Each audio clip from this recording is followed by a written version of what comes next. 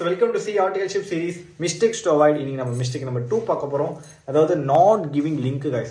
So if you are doing Excel, make sure that you are giving link to every damn thing you are doing guys.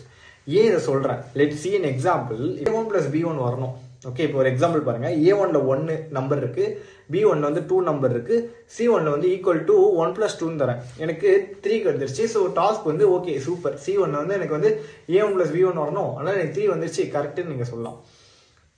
Circumstances may be there that என்னன்னா A1ல இருக்க data 1 இல்ல 2. அப்போ என்ன ஆகும்? A1ல 2 இருக்கும், B1ல 2 இருக்கும், C1ல 3ன்னு இருக்கும், which is wrong. ஏன்னா எனக்கு வந்து 4ன்னு வரணும் கரெக்டா. லைக் ஏன்னா டேட்டா வந்து 2ன்னு போட்டிருந்தோம் 1ன்னு போட்டதுனால.